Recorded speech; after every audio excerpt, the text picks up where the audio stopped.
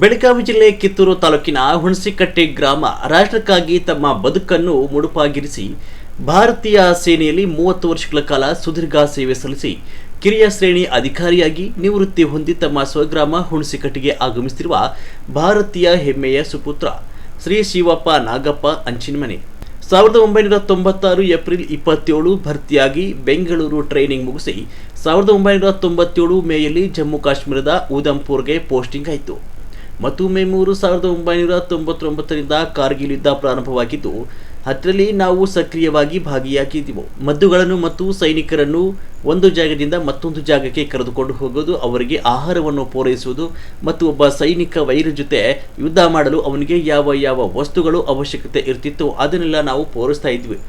ನಾನು ಡ್ರೈವರ್ ಆದ ಕಾರಣ ಪಂಜಾಬಿನ ಪಠಾನ್ಕೋಟ್ ಎಂಬ ಸ್ಥಳದಿಂದ ಮದ್ದು ಗುಂಡುಗಳನ್ನು ಕಾರ್ಗಿಲ್ ಸ್ಥಳಕ್ಕೆ ವಾಹನದಲ್ಲಿ ತೆಗೆದುಕೊಂಡು ಹೋಗ್ತಿದ್ವು. ನಂತರ ಜುಲೈ 26, 1999ಕ್ಕೆ ಯುದ್ಧ ನಾವು ಗೆದ್ವು. ನಂತರ 26 ಜುಲೈನಲ್ಲಿ ಪ್ರತಿ ವರ್ಷ ವಿಜಯೋತ್ಸವ ಆಚರಿಸಲಾಗ್ತಿದೆ.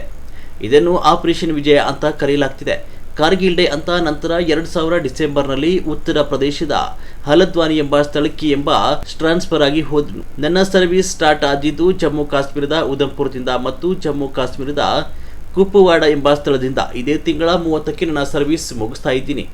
ಜಮ್ಮು ಕಾಶ್ಮೀರದ ಉಧಂಪುರ, ಉತ್ತರ ಪ್ರದೇಶದ ಹಲದ್ವಾನಿ, ಜಮ್ಮು ಕಾಶ್ಮೀರದ ಶೋರ್ಕೋಟ್, ಸಿಕಿಂದ್ರಾಬಾದ್, ಪಶ್ಚಿಮ ಬಂಗಾಳದ ಸಿಲಿಗುಡಿ, ಪಂಜಾಬ್ ಪಟಿಯಾಲ್, ನಾರ್ತ್ ಸಿಕ್ಕಿಂ, ಉತ್ತರ ಪ್ರದೇಶದ ಜೂನ್ಸಿ, ಜಮ್ಮು ಕಾಶ್ಮೀರದ ನೌಶೆರಾ, ಹರಿಯಾಣ ಹಿಸಾರ್, ಬೆಂಗಳೂರು ಸೆಂಟ್ರದಲ್ಲಿ ತರಬೇತಿದಾರನಾಗಿ ಮತ್ತು ಜಮ್ಮು ಕಾಶ್ಮೀರದ ಕುಪ್ಪಾಡ್. ಇದು ನನ್ನ 30 ವರ್ಷದ ಸೇವೆ ಸಲ್ಲಿಸಿ ತವರಿಗೆ ಆಗಮಿಸಿದ ಯೋಧ. ವರದಿಗಾರರು ರುದ್ರಪ್ಪ, ಹುಬ್ಬಳ್ಳಿ.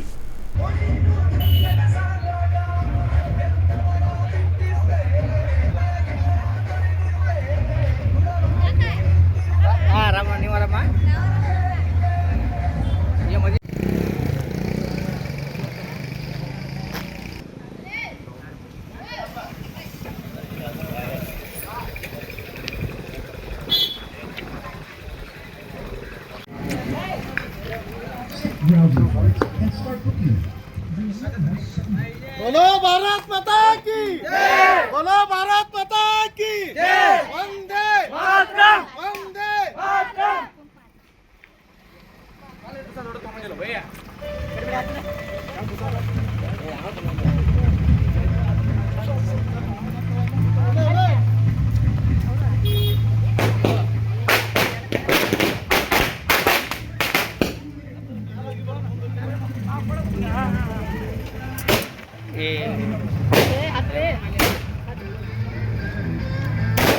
ಸ್ವಲ್ಪ ಮುಂದೆ ಸರಿ ಅಣ್ಣ ಈ ಕಡೆ ನೋಡ್ರಿ, ಈ ಕಡೆ ನೋಡ್ರಿ,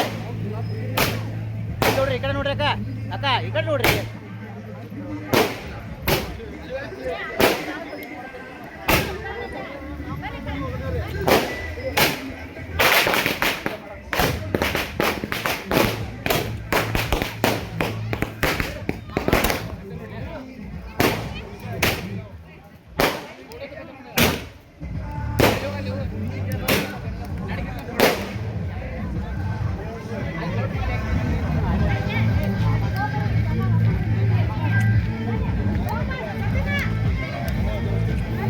ಈ ಕಡೆ ಅಣ್ಣ ಈ ಕಡೆ ಸೈಡ್ ಆಗ್ರಿ, ಸೈಡ್ ಇದು ಮಾಡ್ರಿ, ಸೈಡ್ ಮಾಡ್ರಿ.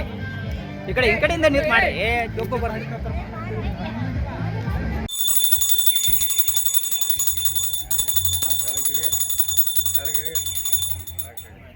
ಮಾಲಿ ಕೊಡಿ.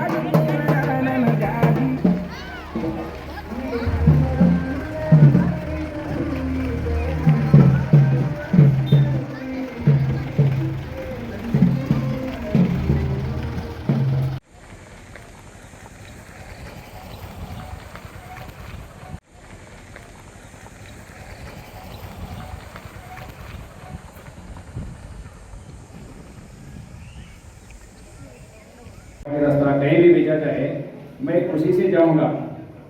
ಆಮೇಲೆ ಭಾರತದ ರಾಷ್ಟ್ರಪತಿ ಹಾಗೂ ಉಚ್ಚ ಪದಗಳ ಆಜ್ಞೆಯನ್ನು ಸದಾ ಪಾಲನೆ ಮಾಡುತ್ತೇನೆ, ಭಾರತ ಮಾತೆ ಸೇವೆಯನ್ನು ಮಾಡುತ್ತೇನೆ ಹಾಗೂ ಇದರಲ್ಲಿ ನನ್ನ ಜೀವನವನ್ನೇ ಬದಲಾವಣೆ ಕೊಟ್ಟು ನಾನು ಸೇವೆಯನ್ನು ಮಾಡ್ತೇನೆ ಅಂತ ಹೇಳಿ ಪ್ರಮಾಣ ವಚನವನ್ನು ಬೆಂಗಳೂರಿನ ಒಂದು ASC ಸೆಂಟರ್ನಲ್ಲಿ ಮುಗಿಸಿಕೊಂಡು ಇವರು ಏನಪ್ಪ ಅಂತಂದ್ರೆ ಪ್ರಥಮವಾಗಿ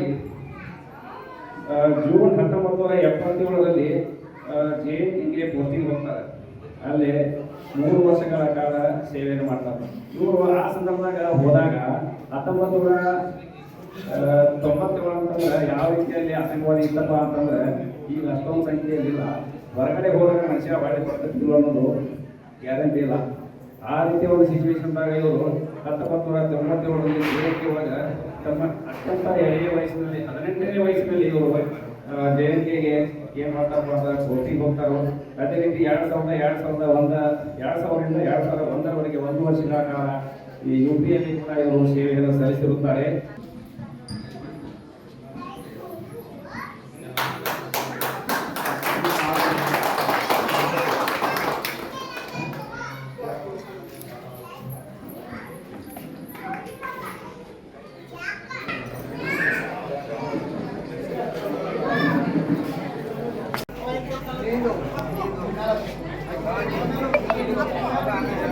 ಮುಂದಿನ ತಯಾರಿ ಮಾಜಿ ಸೈನಿಕರಿಗೆ ಸನ್ಮಾನ ಕಾರ್ಯಕ್ರಮ ಹಮ್ಮಿಕೊಳ್ಳಲಾಗಿದೆ.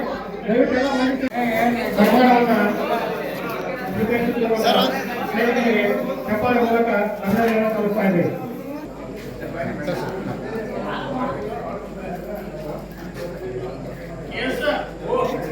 ಅದ್ರಾಗ ನಾ ಈ 30 ವರ್ಷ ಸರ್ವಿಸ್ ಮಾಡ್ಬೇಕಂತಿದ್ರೆ ಎಲ್ಲರೂ ಸಪೋರ್ಟ್ ಐತೆ, ಮನೆಯನ್ನು ಆಮೇಲೆ ಸ್ಪೆಷಲಿ ಹೇಳ್ಬೇಕಂತಂದ್ರೆ ನನ್ನ ವೈಫ್ ಸಪೋರ್ಟ್ ಐತಿ, ನಮ್ಮ ಮಾವನವ್ರ ಸಪೋರ್ಟ್ ಐತಿ, ನಮ್ಮ ತಮ್ಮ ಸಪೋರ್ಟ್ ಇದ್ದಾಗ ನಾನು 30 ವರ್ಷ ಸರ್ವಿಸ್ ಮಾಡೋಕೆ ಆಯಿತು. ಇಲ್ಲ ಅಂತಂದ್ರೆ ಈಗಿನ ಜನ್ರೇಷನ್ ನೋಡ್ಬೇಕಾದ್ರೆ 17 ವರ್ಷ 19 ವರ್ಷ ಮಾಡಿಬಿಟ್ಟು ಬರ್ತಾರೆ. ಬಟ್ ನಾನು ಆ ಥರ ಇಲ್ಲ. ಈ ಥರ ನಾನು 30 ವರ್ಷ ಮಾಡ್ಬೇಕಂತಿದ್ರೆ ಎಲ್ಲರೂ ಸಪೋರ್ಟ್ ಇದ್ದಾಗ ಮಾತ್ರ ನಾವು 30 ವರ್ಷ ಮಾಡೋಕೆ ಸರ್ವಿಸ್ ಆಯ್ತು ಅಂತ ಹೇಳ್ತಾನು. ಬಟ್ ಈ 30 ವರ್ಷ ಸರ್ವಿಸ್ದಾಗ ನನ್ನ ವೈಫ್ ಸಪೋರ್ಟ್ ಭಾಳ ಅಂತ ಹೇಳಕ್ಕೆ ಇಷ್ಟಪಡ್ತೇನೆ. ಸರ್, ತಂದೆ ತಾಯಿಗಳು ನೆನಪು ಬರ್ತಾ ಇತ್ತು ಸರ್, ಡ್ಯೂಟಿ ಮಾಡ್ಬೇಕಾದ್ರೆ ಊರಿಗೆ ನೆನಪು ಬರ್ತಾ ಇತ್ತು. 30 ವರ್ಷ ಸೇವೆ ಕಳಿಸಿದ ಅವಾಗ ಎಷ್ಟು ದುಃಖ ಆಗ್ತದೆ ಅಂತ ತಂದೆ ತಾಯಿಗೆ ಹೇಳ್ಬೇಕಂದ್ರೆ ತಂದೆದ ಒಂದು ಘಟನೆ ಅಂತ ನಾ ಹೇಳಕ್ಕೆ ಇಷ್ಟಪಡ್ತೇನೆ. ಇದ್ರಾಗ ನಾನು ಟ್ರೈನಿಂಗ್ ಮಾಡ್ತಾ ಇದ್ದೆ. ಅವಾಗ ನಾನು ಟ್ರೈನಿಂಗ್ ಮಾಡೋಕೆ ಒಂದು 2-3 ತಿಂಗಳಾಗಿತ್ತು. ಟ್ರೈನಿಂಗ್ ಮಾಡೋ ನಮ್ಮ ಅಪ್ಪ ಮತ್ತು ನಮ್ಮ ಕೆರೆ ಪ್ರಕಾರ ನಮ್ಮ ನೀಲಪ್ಪನ ಅವರ ಪ್ರಧಾನ ಬಂದಿದ್ದರು. ಬಂದಾಗ ನಾನು ಕಾಕಿ ನಿಕ್ಕರ್ ಹಾಕ್ಕೊಂಡು ನಾನು ಟ್ರೈನಿಂಗ್ ಮಾಡ್ತಾ ಇದ್ದೆ. ಬಂದು ಮೀಟ್ ಆದರು. ಬಟ್ ಇದನ್ನ ಯಾಕೆ ಹೇಳಕ್ಕೆ ಇಷ್ಟಪಡತ್ತಂದ್ರೆ ಆಗಿನ ಆರ್ಮಿಗೂ ಈಗಿನ ಆರ್ಮಿಗೂ ಎಷ್ಟು ಡಿಫ್ರೆಂಟ್ ಐತೆ ಅಂತ ಹೇಳಕ್ ಹೋಗ್ತಾನೆ. ಇದ್ರಾಗ ಮೊದಲು ಹೆಂಗಿತ್ತು, ಈಗ ತಪ್ಪು ಐತಿ ಸರಿ ಅಂತ ಹೇಳಲ್ಲ. ಆರ್ಮಿ ಒಳ್ಳೇದೈತಿ. ಬಟ್ ನಾ ಯಾಕೆ ಹೇಳಕ್ಕೆ ಇಷ್ಟಪಡತ್ತೇನಂತಲ್ಲ, ಆಗ ಹಂಗಿತ್ತು. ಈಗ ಬಂದಾಗ ಅವ್ರಿಗೆ ನಾನು ಊಟ ಮಾಡ್ಸೋಕ್ಕಾಗಲಿಲ್ಲ. ಯಾಕಂದ್ರೆ ಆಗಿನ ಊಟ ಹಂಗಿತ್ತು. ಅನ್ನ ಎಲ್ಲ ಇದು ಮಾಡಿಟ್ಟಿದ್ರು, ರೊಟ್ಟಿ ಸಿದ್ದಿಲ್ಲ. ಇದಕ್ಕೆ ನಾವು ಊಟ ಮಾಡಿದ್ರೆ ನನ್ನ ಮಗ ಇಂಥವ್ರು ಊಟ ಮಾಡತ್ತಾನು ಅಂತ ತಿಳಿದೊಳಗೆ ನೋವು ಆಗ್ಬಾರ್ದು ಉದ್ದೇಶ ನಾವು ಊಟ ಮಾಡ್ತಿರ್ಲಿಲ್ಲ. ಬಟ್ ನಾನು ಟ್ರೈನಿಂಗ್ ಮುಗಿಸಿ ಬಂದಾಗ ನಮ್ಮ ಅಪ್ಪ ಕೇಳಿದ್ರು, ಸರ್ ಎಲ್ಲೆಲ್ಲಿ ಸೇವೆ ಮಾಡಿದ್ರಿ ಸರ್?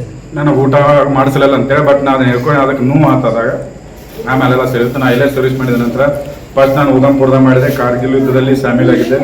ಕಾರ್ಗಿಲ್ ಯುದ್ಧದಲ್ಲಿ ನಾನು ಹೋಗಿ ಡ್ಯೂಟಿ ಮಾಡಿರೋದು. ಸೈನಿಕರಿಗೆ ಮದ್ದು ಗುಂಡುಗಳನ್ನು ಮತ್ತು ಅವರಿಗೆ ಆಹಾರ ಧಾನ್ಯಗಳನ್ನು ನಾವು ಸರ್ವಿಸ್ ಮಾಡಿದ್ದೆ. ಆ್ಯಕ್ಚುಲಿ ನಾನು ಡ್ರೈವರ್ ಆದ ಕಾರಣ ನಮ್ದು ಏನೇ ಇದ್ರು ಅವರಿಗೆ ರಾಶನ್ ಆಯ್ತು, ಮದ್ದು ಗುಂಡುಗಳಾಯ್ತು, ಒಂದು ಜಾಗದಿಂದ ಮತ್ತೊಂದು ಜಾಗಕ್ಕೆ ನಾವು ಅವ್ರನ್ನ ತಲುಪಿಸ್ತಾ ಇದ್ದೀವಿ.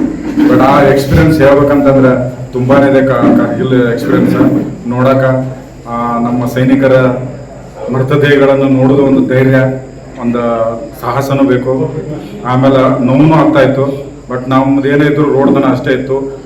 ಇನ್ಫೆಂಟ್ರಿ ಸೈನಿಕರು ಹೋರಾಡ್ತಾ ಇದ್ರು. ಅವ್ರನ್ನ ಹೋರಾಡೋದು ನೋಡೋದು ಒಂದು ಹೆಮ್ಮೆ ಅನಿಸುತ್ತೆ, ಧೈರ್ಯ ಅನಿಸುತ್ತೆ.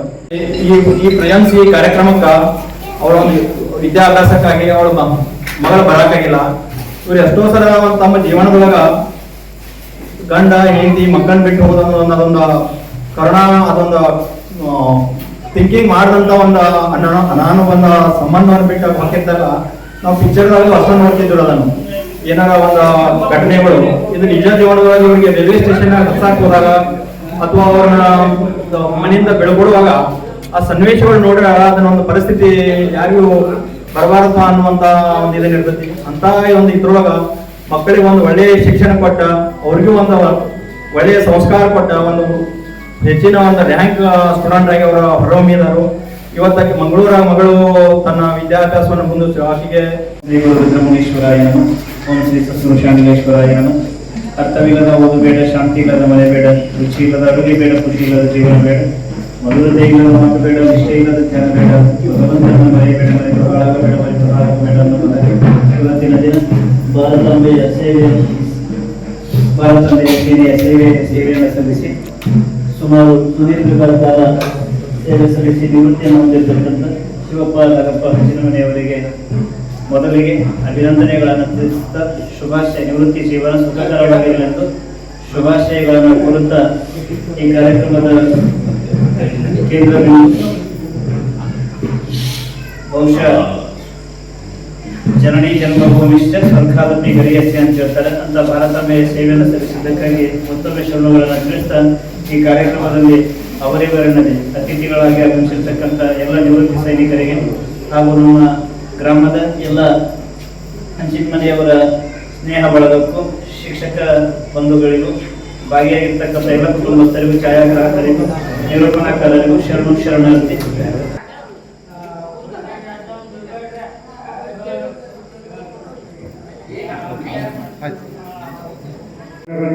ದಯವಿಟ್ಟು ಚಪ್ಪಾಳೆ ಮೂಲಕ ಆ ಮಗುವಿಗೆ ಅಭಿನಂದಿಸಿ.